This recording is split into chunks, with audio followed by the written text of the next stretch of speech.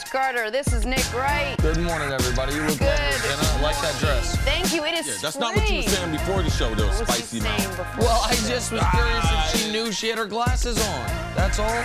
Listen. Sometimes she forgets they're on, takes them off right beforehand. I'm trying to help her out. That would have been a disaster. You almost threw coffee on me. We're to start on top today's of show. it this morning. Man, I'm a little punchy.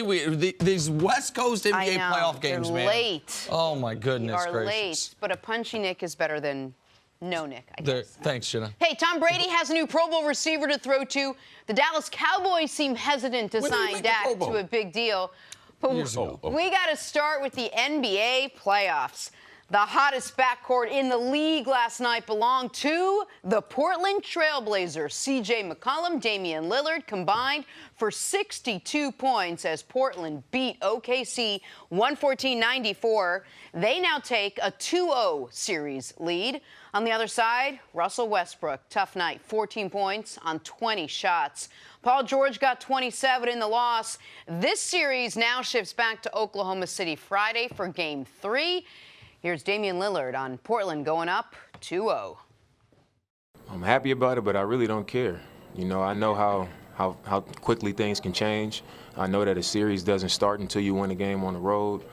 And I also know how capable their team is. So we just got to maintain our focus, stay sharp in the things that we've been sharp in, and understand that, you know, how well we played in the first game and the second game is not going to be good enough. I got to play better.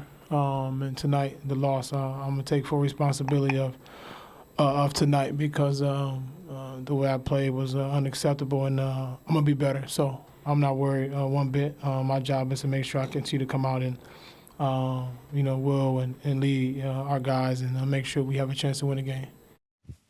All right, Nick, I'll start with you. How impressive were the Blazers last night? Blazers were great. Second half, spectacular, 60-40 after a tie game at halftime. They had a little surge at the end of the second quarter, tie the game at halftime, and then the game really changed, if not ended, in the final 90 seconds of the third quarter. This was a 6-point game with less than a minute and a half left in the third, and the Blazers go on a 12-2 run, scored 12 points in the last 81 seconds of the third quarter, and all of a sudden a 6-point lead for them is a 16-point lead for them.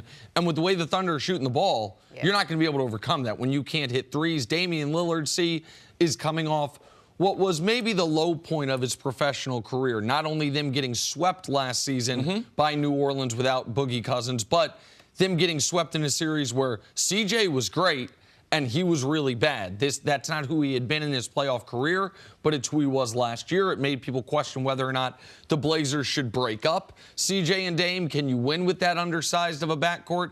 And he has been spectacular in this series, and he and Russ don't seem to like each other. Russ had some spicy comments for him a couple months ago about how he busts his A every single time they play.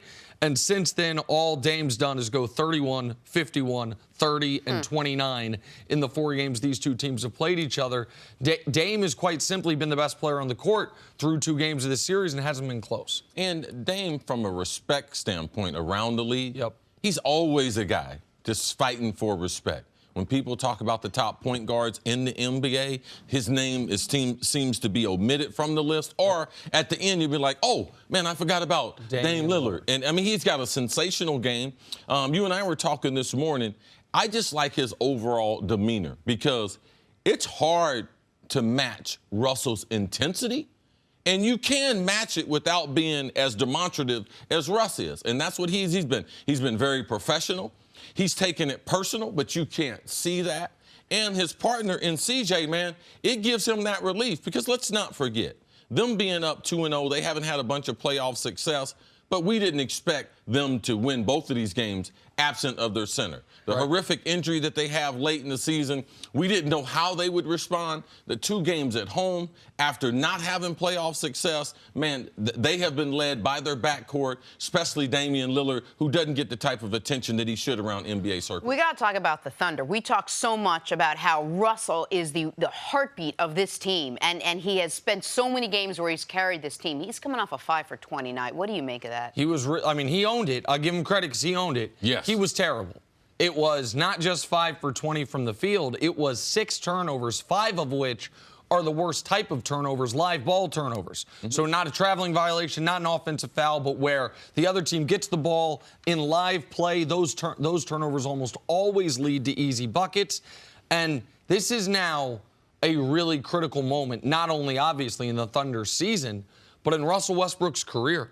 I mean, since Kevin Durant left, first year he's gone, 47 wins. They lose in the first round in 5 games. Last year, 48 wins. They lose in the first round in 6 games. This year, 49 wins. So essentially the same regular season team the 3 years KD's been gone.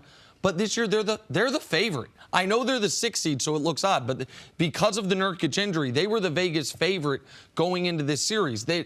It's not over because they haven't lost at home yet. But when you're hitting 5 or 6 three-pointers a game as a team, you're not going to win playoff games.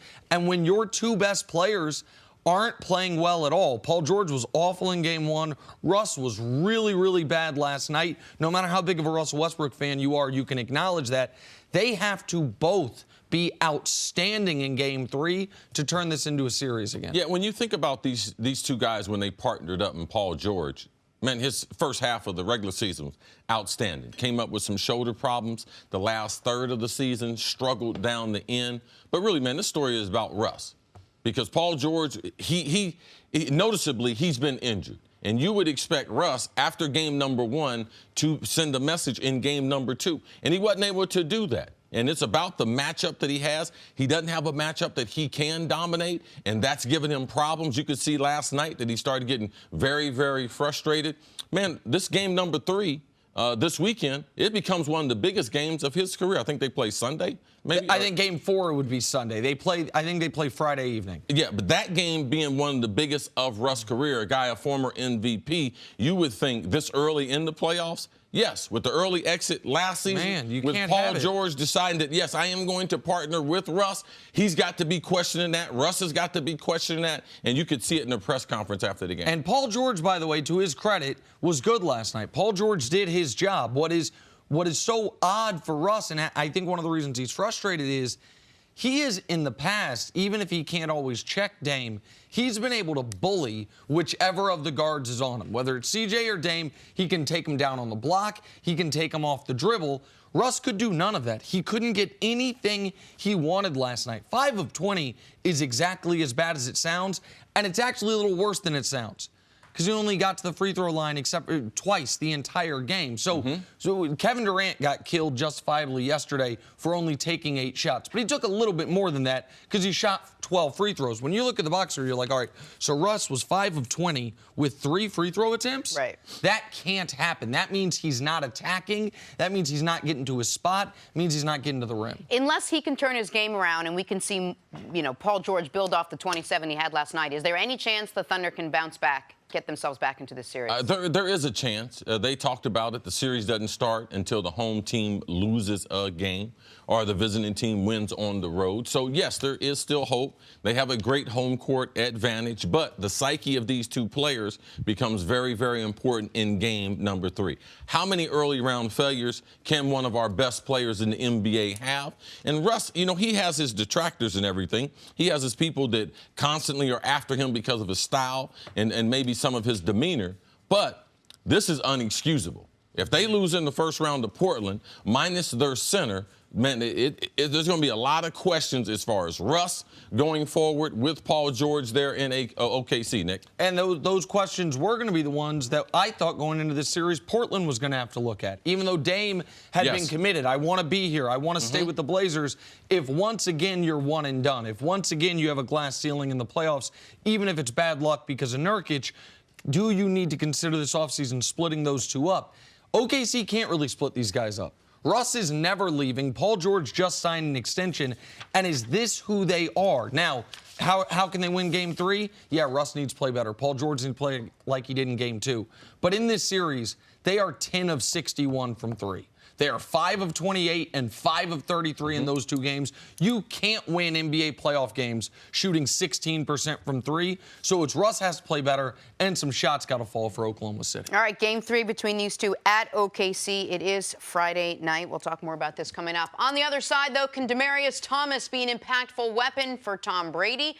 That's next on FS1. You can always check us out on the Fox Sports channel on Sirius XM. We'll be right back. Welcome back. We'll get to Tom Brady's newest weapon in just a second. But first, Raptors Magic last night. Kawhi splitting the D, delivers the one-handed slam. He was special last night, Nick. Man, he made so many difficult shots. That's the best offensively I've seen Kawhi in a playoff game. Oh, no doubt. No question about it. Must-win game for the Raptors. He showed up. More from this one. Aaron Gordon hangs in the air through contact and finishes with a nice little layup. Good call there. Draws the body contact, does an old finger roll there at the end. Very, very athletic. Orlando presents some problems for Toronto. Yeah, but this one you could tell Toronto was the more urgent. They had the higher level of urgency. 16-2 to start that game. All right, Blazers and Thunder. C.J. McCollum crosses up Paul George and then finishes with the pretty floater. Hey, that top 5 ranked Thunder regular season defense, feel free to show up whenever you want. Playoffs started a few days ago, fellas. I mean, just getting cooked. At the end of the third quarter, they let Seth Curry. But this is just old man. D-Lil has Raymond Felton stumbling all over the place before he hits that. Isn't it a special brand of crime, a special classification when you do it to a senior citizen? Oh. You can't have Dame doing this to Raymond Felton end of quarter. I mean, look, he's pudgy too. That ain't fair, man. Felton would take offense to that. Yeah, he's been fat since kindergarten. No, he knows. He knows he's a pudgy fella. Festively plump. Let's talk some football this morning. Patriots signed wide receiver Demaryius Thomas to a one-year deal yesterday. He's exactly the kind of player Belichick feasts on, right? A 31-year-old veteran entering his 10th year and coming off both a down season in Texas, and a torn Achilles. But the Patriots have a very depleted receiving core, and the longtime Broncos receiver seemingly fits the bill. See, how much will signing Demaryius Thomas help Tom Brady and the Patriots? Well, if they sign anyone with experience right now, it helps for the offseason because they don't have anyone on the roster.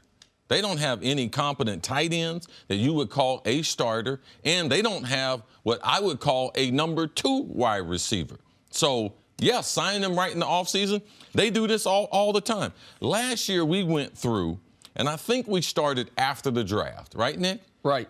And they interviewed 40. It was 33. 33. They brought in from right after the draft until the playoffs. They had 33 different wide receivers come in the building and out the building. And this is what Belichick has seen. He doesn't believe in the draft as far as drafting wide receivers high. He believes in trying other guys out, especially veteran players. He likes them to be smart. He likes them to be versatile, likes them to be able to do more than one thing, line up in more than one position, and if they can play special teams, he loves that because he likes to be able to manage his roster that way. Demaryius Thomas, none of these things. He's not consistent. I was wondering when you said that. I was like, special teams? Okay, none of these things. It's part of how he manages the roster. When you have a wide receiver at 31, he plays no special teams. He returns no kicks. So now what is he? Is he a one-down player on third down? Because I don't believe at this point, especially after a torn Achilles, like he's going to be ready to play 65 plays. I know he's got intel with Josh McDaniel from their years in Denver, where he was drafted number 1 when Josh was there. But, man, this is about playmakers. This is about creating separation, giving the ball to guys, especially if they can get yards after the catch. All these things don't fit his strong suit. Now, should he be playing in the league? Yes, but after a torn Achilles late in last season, I don't think that he's going to be on the roster at the beginning of the season, active and starting in game number 1 for New England. And this is one of the places where you can tell where the information came from on the contract. The agent is the source of this, I promise you, because everyone saw 1 year, $6 million. You're like, wow, $6 million. It's a lot of money for the Pats to give up for a guy coming off a torn Achilles. Yeah, how much they paying Edelman? What? Edelman, they're paying Edelman right around that, right under that. It was $5.5 million for Julian Edelman. Like, so you see that, you're like, wow. The details haven't been released. I would wager any amount of money. This is a base salary of about $2 million with active roster incentives worth about $2 million, and then statistical incentives worth about $2 million that can get you to that $6 million. I think that, I mean, I know he tore his ACL in week 15 or in the 15th game, week 16 of last season. He'll be 7 months removed from the injury Yes. when the Patriots open training camp. 7 months. I also know that Tom Brady does not have a long history of guys not developing a rapport with him on the practice field and then all of a sudden him throwing him a bunch of balls. What was the story with Josh Gordon? Took him a week of being inactive, and then another week before he really was featured in the offense in any way, and then another week before it's like, oh, this is what you can get from Josh Gordon. I understand why the Pats would do this, because right now, after Julian Edelman, who are their pass catchers? Forget wide receivers, pass catchers. Philip Dorsett, Austin Seferian-Jenkins. These are the names we're talking about. The kid from the University of Miami, Braxton Berrios, they drafted in the 6th round. Like, who is going to catch passes from Tom Brady? You said they don't love drafting receivers early. Man, they might not have a choice this year. No. With given their drastic need on the roster, they might have to. So I root for Demaryius, because when you're in a contract year and at the very end you pop an Achilles, that's brutal. But I don't think this is an impact move for the New England Patriots. If there's a way he can get himself healthy by the time the season starts, do you look at something like, well, he played with Peyton Manning. Brady loves smart receivers, love guys who are going to get the offense right away. Do you see maybe that helping him factor, that being one of the factors in bringing him into New England? The problem is, since Peyton Manning, when Peyton Manning retired, all his stats retired. So guys are like, are you a product of a system, or are you a product of a great quarterback? And most of the times, what they're going to do is say that you're a product of that quarterback. Last year, when he went to Houston, they were excited to get him, but the only reason why they signed him because they had a bunch of injuries. Yep. At this point in his career, he has never been a big separation guy. So at the top of the route, he doesn't create a lot of separation. He is not a great hands catcher. So, yes, he did have success with Peyton Manning. He was a phenomenal athlete. But at this point in his career, what is he? I believe he's one-dimensional, and when you don't play special teams, you don't do a lot of other things. It's the same thing they got into last offseason. Didn't they sign Michael Floyd?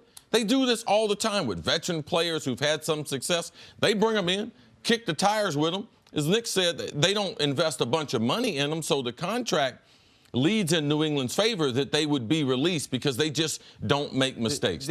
Our problem right now with New England, because they have Tom Brady, we think that there's something else. New England is a running football team, and they showed you that with the Chargers. They showed you that in all the Kansas City game and in the Super Bowl. They ran the ball 47% of the time in the playoffs, the most in the postseason. So they are a running football team, regardless of what the rest of the league is doing. They are leaning on Dante Scarnecchia, the offensive line coach, that he might be able to create some type of advantage, and that there's only a few teams that have linebackers that are over 230 pounds. So Belichick is taking advantage of what teams are trying to do right now. So we'll see how they develop into this season. But right now, if they were to play a football game and they had 65 plays, they'd be running the ball 40 times. You mentioned they brought in Michael Floyd. Remember Reggie Wayne? That was a story because Reggie Wayne's probably going to be in the Hall of Fame, and we know, or at least was an all-pro receiver for a long time. Reggie Wayne never did anything for them. Eric Decker, they brought him in. Demaryius Thomas was extraordinary from 2012 to 2014. Averaged 1,500 yards, averaged 12 touchdowns when he was at his athletic peak and when Peyton was still Peyton. In 2015, he was pretty good. And then since then, 2016, he had 1,000 yards. 2017, he had 900 yards. 2018, he had 650 yards for 2 teams and popped his Achilles.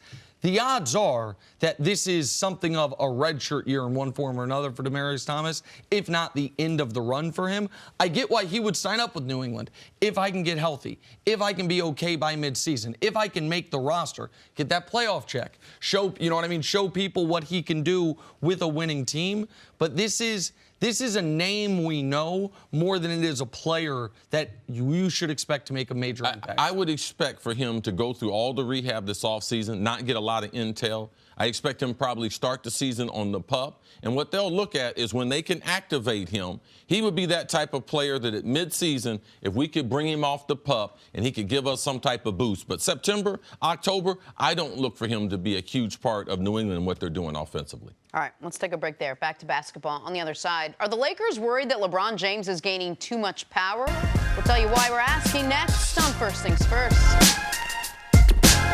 Check out Premier Boxing Champions Saturday, 8 Eastern, 5 Pacific on Fox and the Fox Sports app. Welcome back to the show. Time for us to go viral. Ryan Fitzpatrick is in line to be the Dolphins' starting quarterback this season. Oof.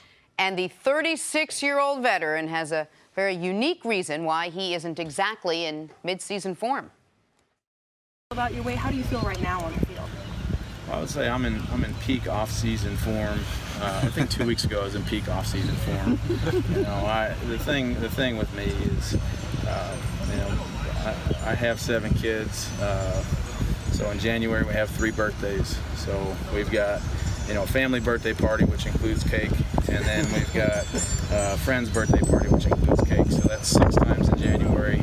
Got 3 birthdays in March 1st, March 6th, and March 11th, which again, that's a tough stretch. That's cake 6 out of, 10 or 11 days. And so then we've got an April birthday, so it doesn't slow down. But now that the birthdays are behind me, and I think I'm going to try to go from peak off-season form, maybe down to peak in-season form, I'll be okay. Should be a cakewalk.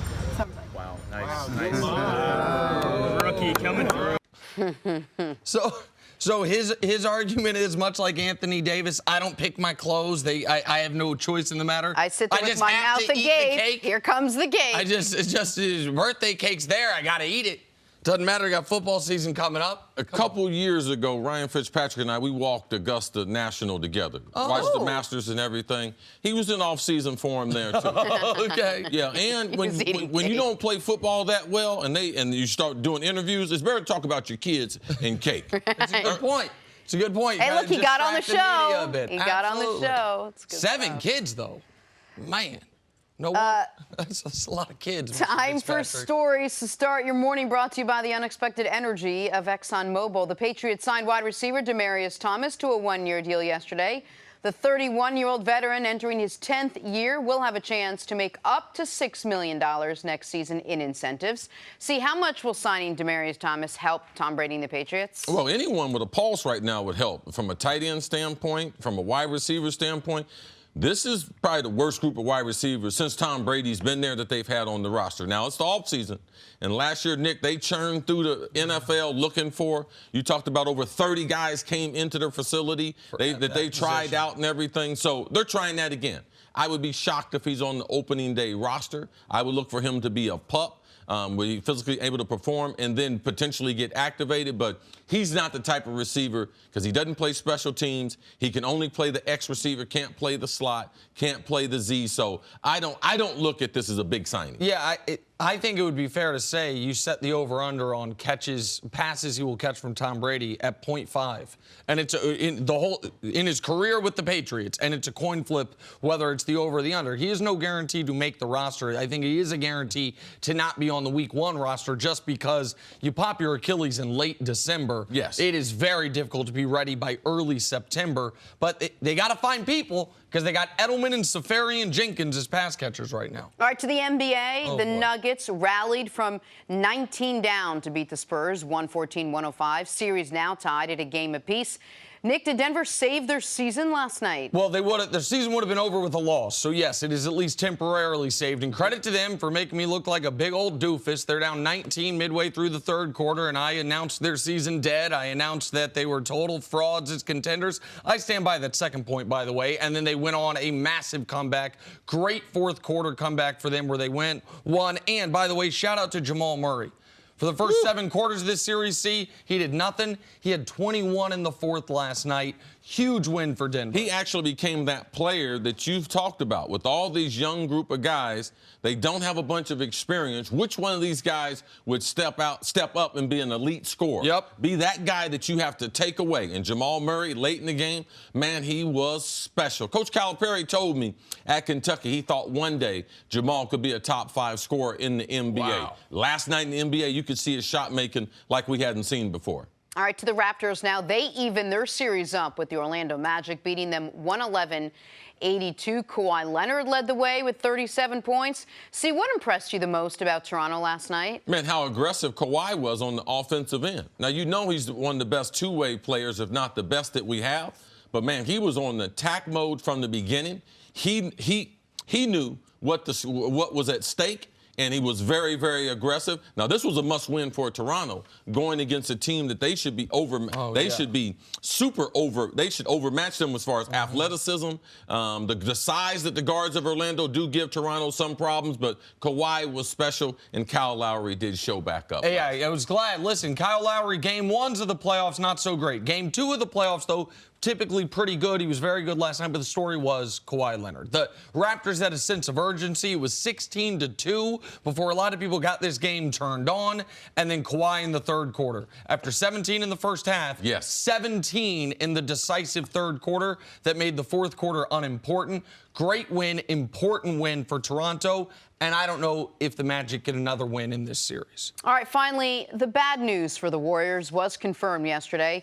Boogie Cousins is out indefinitely with a torn left quad. Took place in the Game 2 loss to the Clippers. See, how vulnerable now are the Warriors without Boogie? Oh, I think they are vulnerable. And the people that think that, oh, man, everything is still the same. No, absolutely not. If they lose any of their top 6 players, and I would throw Andre Iguodala in there, man, they're going to suffer. And the reason why is because Sean Livingston, as a bench player, is not as good as he was before. Nope. Now, we knew that when they added Durant, that they were going to lose some of that bench. But veteran players coming off the bench will be able to give them a lift.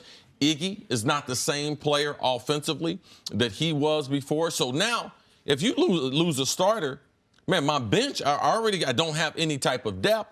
I'm worried about my big men. Can they score on a regular basis? And don't have a big man that can stretch the defense. So there's certain things that Boogie Cousins was special at. There's a reason why he was an all-star. There was a reason why people were upset, terrified when he joined the Warriors, his chess move. So, man, we have to acknowledge what kind of player Boogie is.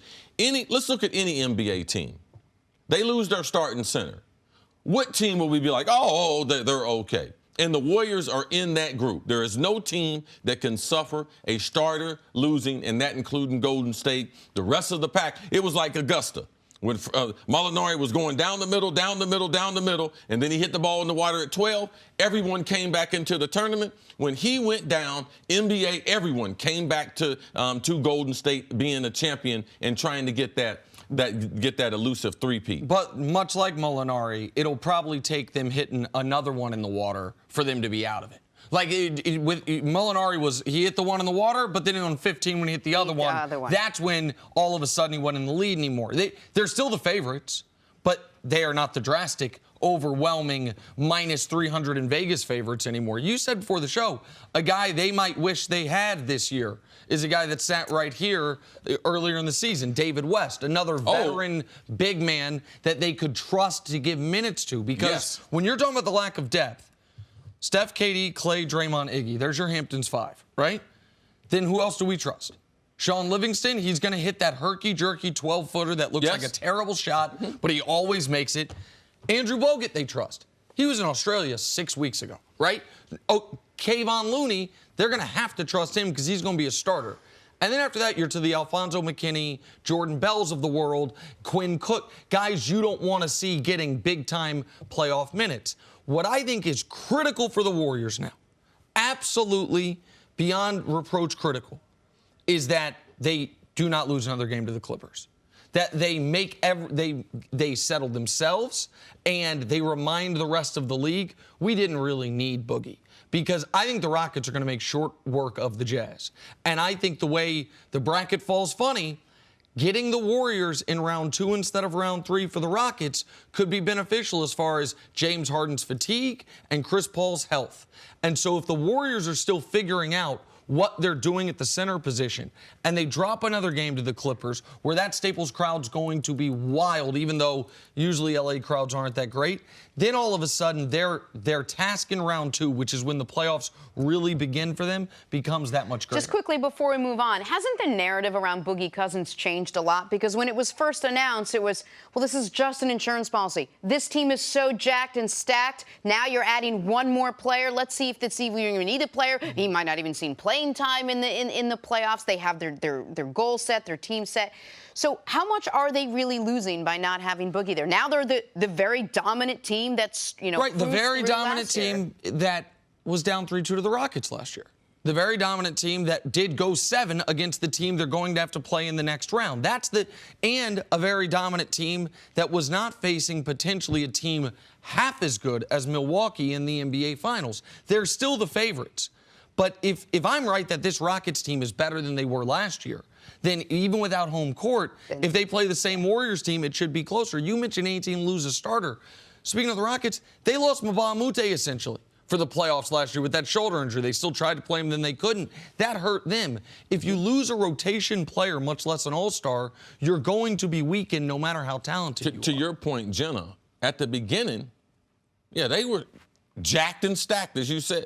They were probably the most talented team in NBA history.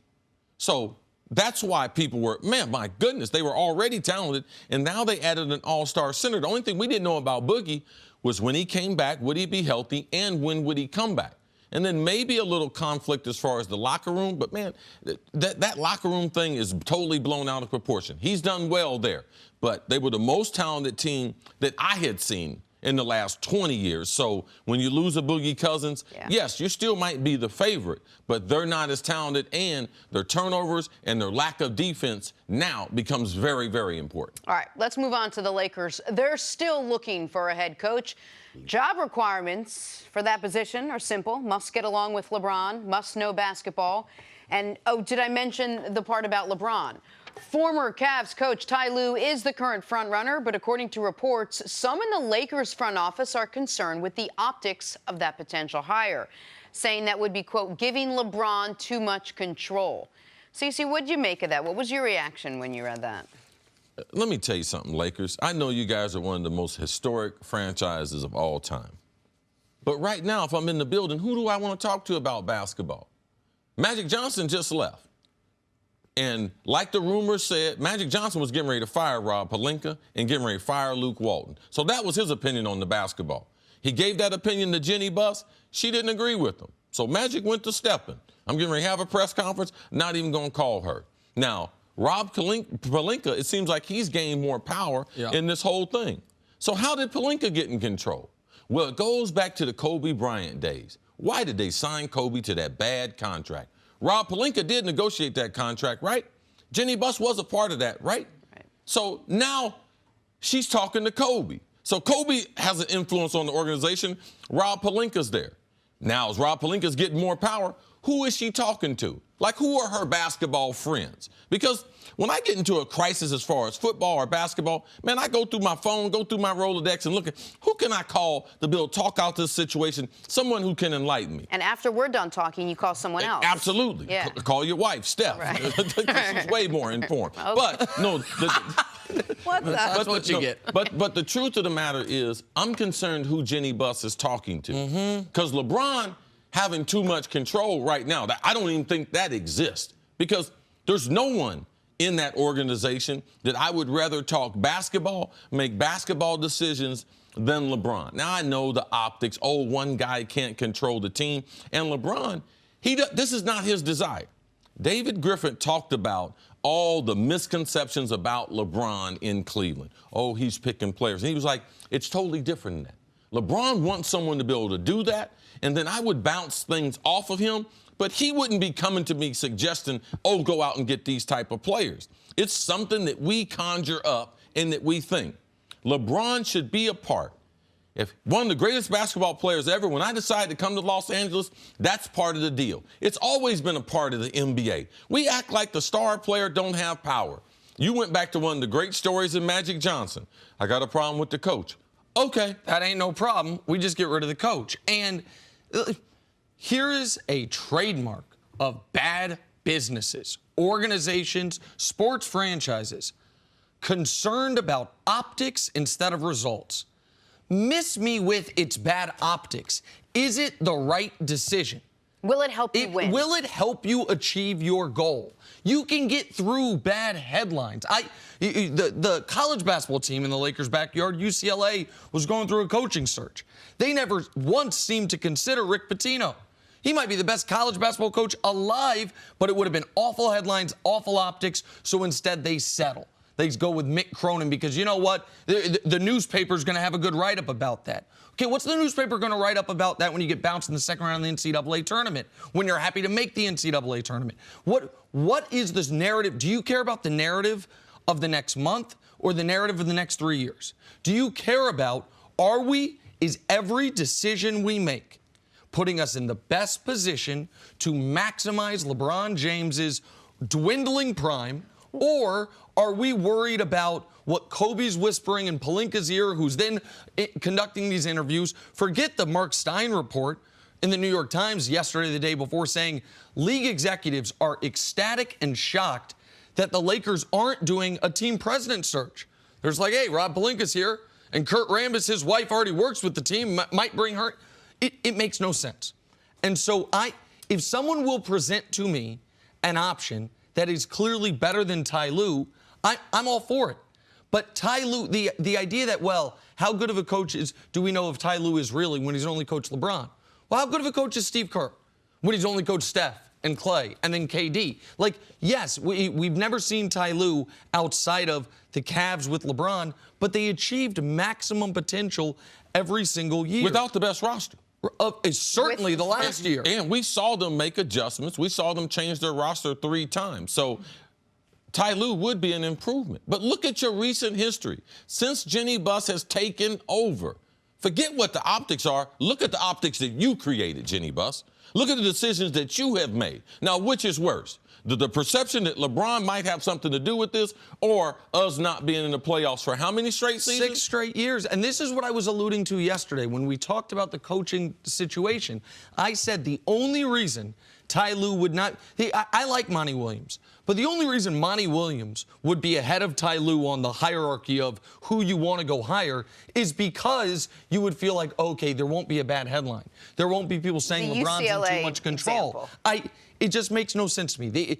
If you can present to me information that there is a free agent you're going after that would be turned off by Ty Lue, then I'll listen to that. If Kyrie Irving would say, nah, I'm not going to go there because I didn't like to, then I'll listen to that. But otherwise, the reason Ty Lue's name has been associated with this job since Forbes opened is because it makes too much sense. Well, for me, I would like him to search for a president. And if the president wanted someone else and he wasn't Ty Lue, I'd be willing to listen to the president. But right now, if Rob Pelinka and he's got one choice, they need to select Ty Lue. That's their best option. If they want to be able to get into the playoffs, that spot that the Clippers stole from them, that they could be playing the Warriors right now, Boogie Cousins being out, they missed a hell of an opportunity this year. They need to be able to change their decision-making because what they've done the last 5 or 6 years is those optics are awful. Ty Lue helped him win a title, got to the finals 3 times. You're telling me that's worse than the optics? I don't know. Coming up, is Russell Westbrook to blame for the Thunder going down 0-2? That's ahead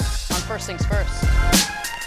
FS1 is your destination for today's best sports shows. Tune in for the biggest personalities on the biggest stories. We get you started right here on First Things First. Catch it all Monday through Friday only on FS1. And this morning, we'd like to get you started with a very important birthday wish. I would like to wish Stephanie Gosk, my Stephanie Gosk, a very happy birthday. She's homesick today, so at least I know she's watching. Yeah, it might not be. She has no choice well, but she to can watch. check it out on DVR. Happy birthday, Steph. What? Nothing. Good to see you, sir. Good to see you. Brian Westbrook is with us on a very special day. Thanks for being with us. Thank you for having me.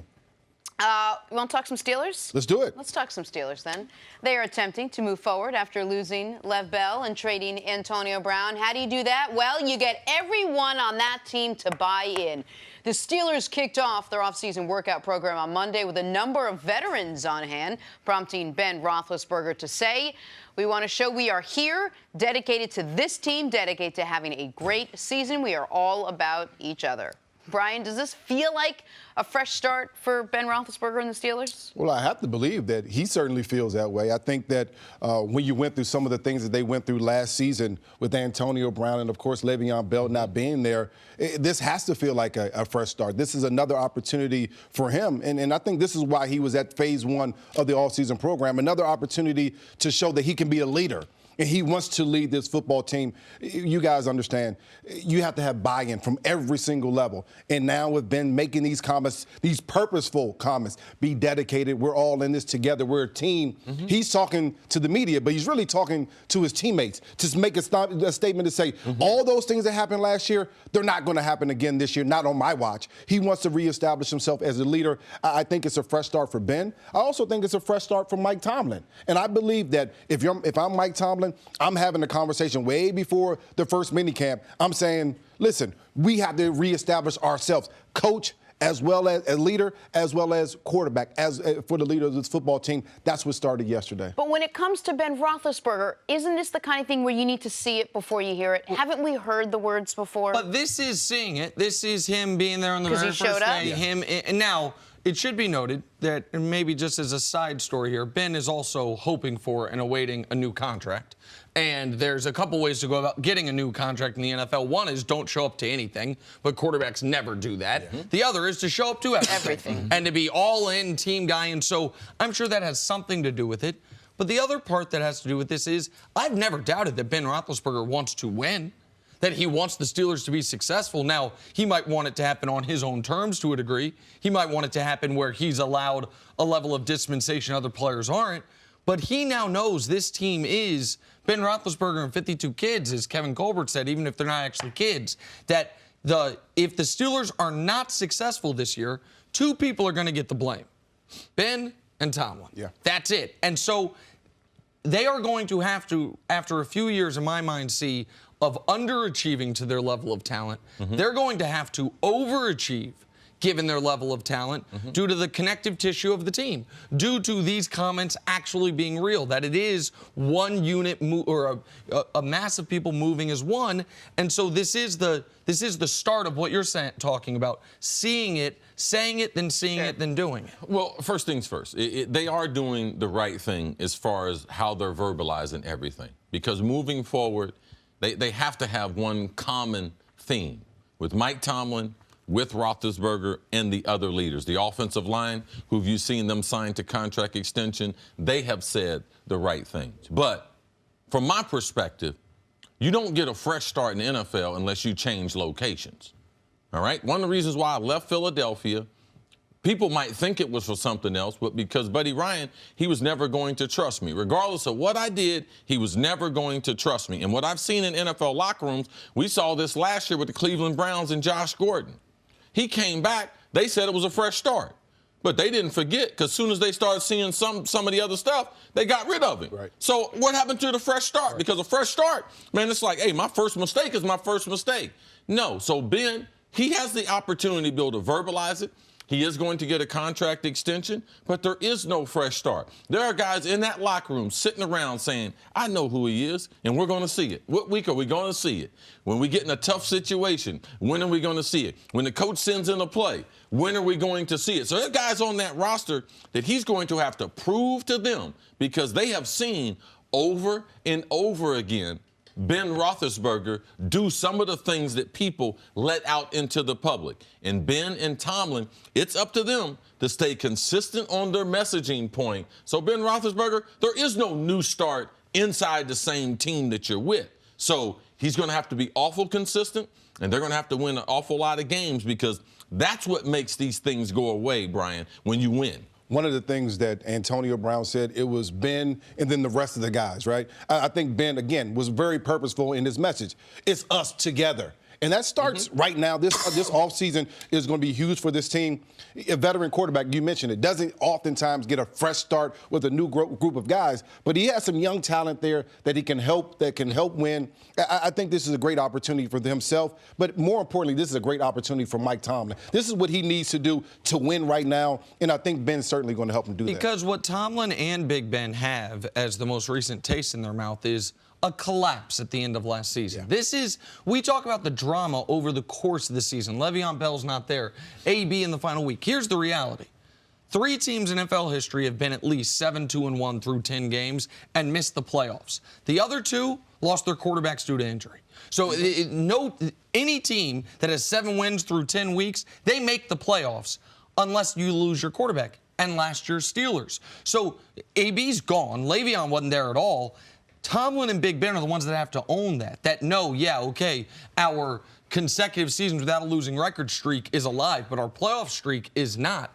Our streak is the favorites in our own division. That is not. And now, even if we don't all really like each other, we're all going to have to work together because a top 5 running back's out the door, a top 3 wide receivers out the door, and we'll see what the team looks like without those guys. I'm going to be the only Debbie Downer on this desk and say I'd like to see it. It's April. I'd like to see the same attitude, the same united front starting at the top in the locker room with Ben Roethlisberger come September. All right, Brian, we'll see you a little bit later on the show. Coming up, could the Warriors be in trouble after losing Boogie? We'll discuss that with Steven Jackson next on First Things First. Back here, First Things First, NBA champ Steven Jackson. Bling, bling. You brought your ring. Bow. Playoff time. Oh, it is playoff time. Yep. It's time to get it. Game 3 rolls around, OBJ bring hit me out up the yesterday, ring. man, No, about he you with the didn't, man. jersey. No, he didn't, man. No, OBJ, okay. What'd he say? Steven Jackson yesterday, let me tell people, got Is a that brown. really your Man, friend? you know I ain't never had nothing but love for you. Okay? There you go. You got your AFC team. I'm dog pound now. I'm dog pound. Give me a couple barks. Let me hear. Okay. All right. That's a big Show dog. has gone off the Big rails. dog. Jenna, give us a couple barks. No, thank you. Bad news for the Warriors was confirmed yesterday. Demaryius Cousins is out indefinitely with a torn left quad. It took place in the Game 2 loss to the Clippers. Steven, are the Warriors vulnerable now without Boogie, and if so, how much? Well, vulnerable, more vulnerable. The way they've been playing all year, they haven't looked like the championship team, so this is another knock for them. I think it's more pressure because as a team and as an organization inside, they know they haven't been playing well all year.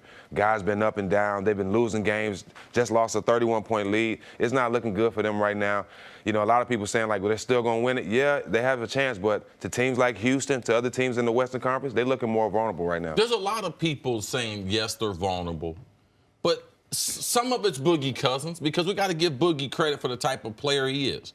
The skill set that he has in the post, his ability to be able to bring out the 5 and be able to shoot the 3 consistently. But more of the worry comes about, and this is my question to you, Kevin Durant, bro. Mm-hmm. What kind of conversations is he having with himself right now? Because if Kevin Durant was playing Kevin Durant, because we see Steph, we know Clay gonna drift in and out, do his thing. Right. But if KD was playing the type of basketball that we're used to, we wouldn't be worried at all. Are you concerned about Kevin Durant? I'm not concerned about him, but I think in his own mind, he needs to look in the mirror and understand that Patrick Beverley's getting the best of him. And that's just what's going on. Patrick Beverley taking him out of his game, making him do more talking, making him worry about going back and forth with Patrick Beverley than leading his team and scoring. Right now, Patrick Beverley is just getting the best of him, and that's what it's all boiled down to. And we haven't seen this with Kevin Durant before. And this is where Kevin Durant, who I believe, and I desperately believes he should be considered the best player in the world, and a lot of people do consider him the best player in the world, needs to play like that in Game 3. Right. Because the best player in the world cannot be check all these boxes. More turnovers than field goal attempts, gets bullied by a guy a foot shorter than him. More than a foot. Right, a literal full foot shorter than him, is the key player on a team that loses a 31-point lead. The reason I say a key player is because Steph was on the bench with foul trouble for the beginning of that, and then blows off the post-game press conference. In a game where your team is dealing with the emotional devastation of watching Boogie's quad roll up on him. Best player in the world can't be doing that. Right. And this is what is, though, to get back to the original question, this is what is so frustrating, I think, for a lot of just basketball fans. Forget if you're a fan of a team or player, basketball fans, about the current iteration of the Warriors. Let's think about it. They had a bad regular season by their standards. They just lost an all-star center due to injury. They just blew the biggest lead in NBA playoff history. And their most talented player is having a bad series. And have you seen anyone with the guts to go on television or radio and be like, you know what, they're done. They're not going to win it. No, because despite all that, we're still like, they'll probably win the title. It'll probably be okay. Right. And that's just frustrating from if you want intrigue or suspense in a season. Everything's going wrong for them. And now they've just gone from overwhelming favorites to big favorites. That's the reality of the Golden State Warriors in 2019. From a strategy standpoint, what would you do if you're KD? Because NBA history, most people haven't seen anything like this. Dirk Nowitzki, they did this to Dirk a number of years ago, where they tried to get up under him, but Dirk ended up figuring it out what to do. What would you do if you were KD from a strategy standpoint? Where would you start on the court, and how would you attack Beverly? Now, you got to be KD. I don't want you to be Steven Jackson, because I know how you would attack Beverly. You'd go through his mouth and everything. But how KD, based on his skill set, what do you think he should be trying to do? He got to play off the ball. He got to be more like Clay now. He got to get down there in the block, and he can't let Patrick Beverly push him around. I think that's the best thing that Patrick Beverly, he's been way more physical with KD. KD's not that strong. He's just tall and long and lanky. But he has to use that to advantage. He can't block his shot. Get on that block, stop worrying about dribbling, just turn around and shoot over him. That's the best bet. Here's the other thing, and I don't know how many people know this. The Warriors team, the organization, sent the NBA a bunch of clips leading up to Game 3 of what they think is Patrick Beverly holding, clutching, grabbing, pushing. Man, I get that, but that is not – it's not a weak move, and that is what the organization's job is. Like, hey, we think we're not getting these calls, but KD is not getting beat in this matchup because he's not getting the calls. He's competing. Patrick Beverly's competing. Patrick Beverly is doing the Warriors feel, I've been told, like they are letting Beverly get away with things. They are. That they wouldn't let him get away with against a guy his size. That's all true. That is the reality of the NBA. That is the reality of how these games are always officiated. Welcome to LeBron James' world. Right. They're gonna see a guy that's a foot shorter than you and say, man, the only chance he has is if he guards you with his forehead and grabs you a little bit. So they're gonna let him do that to a degree. The solve for the Warriors is not the referees call some fouls on Patrick Beverly. Because, by the way, he fouled out with 5 minutes left in that basketball game when the Warriors had a lead and they still lost it. So what is it? Well, I would think there's an element of, why is Kevin Durant just not rising up and shooting over him? I'd like him to go more on the block. We talked about that more. He's in his head. He's in his head, and he's trying to prove something, trying to bring the ball up. There's no way for a 7-footer to be bringing the ball up against one of the best 94-feet defenders in the game, in Patrick Beverly. No way. Patrick Beverly would make it difficult if you were an undersized point guard. Exactly. He picked Steph. I mean, he is that kind of good on the defensive end. In this type of situation, I need a coach to call a play or come up with something. When I come to practice, I say, you know something? Hey, man, we got 3 of these sets right here, Chris. This is what we're going to do for him. That's what Steve Kerr and the coaching staff needs to do. So, Steve Kerr, you need to be able to earn your money. As far as the NBA is concerned, I used to have my coaches send a set of clips and everything to the referees and everything because you want them to see them. And that's all a part of the game. You have to be able to do that. But when the whistle blows, I tell the ref, I'm getting ready to take matters into my own hands. All right? Yeah. If you're not going to call it, I'm getting ready to handle it. No problem. You don't even have to worry about your stripes today. I'm getting ready to handle him. And that's the type of attitude that KD typically, he says he's tough like that. I know he's tough on Twitter, but it's time to get tough with Patrick Beverly and be able to take the game into his own hands. And it was reported yesterday, I don't know if you had insight on this or just a gut feeling being around the league as long as you have, but you were absolutely right. It was not the coach's game plan to have Beverly on KD. Beverly went to the coaches before Game 1 and said, I want to guard him the entire time. I said that. Okay, it was yours. My apologies. I said that. Out here yesterday. That wasn't the coach's idea. Beverly demanded it. Beverly said, let me get KD, see what I can do. And thus far... And the reason why I thought that, because I saw how he sized up LeBron. And he tried to do the same thing during the regular season. Now, to KD's credit, the refereeing during the playoffs is not consistent with the regular season. So that's one reason why Golden State sent that information in. Not only would you not let him do that against a smaller guy, but nowhere around the league are they allowing that type of physical play. We know in the playoffs it's going to be different. So with KD, he's going to have to adjust to the refereeing because they're not going to be calling all that stuff. From preseason to regular season to first, second, third round, the West Conference Final, it's all different levels of basketball. The game has to be called different. So they need to stop whining, stop complaining, and play basketball and find a way to win. Thank you for listening to the First Things First podcast. Remember, leave us a review and tell us what you think. Subscribe to the podcast on Apple Podcasts and catch us on FS1 Monday through Friday, 6:30 a.m. Eastern. For Cris Carter and Nick Wright, I'm Jenna Wolfe. So long, everybody.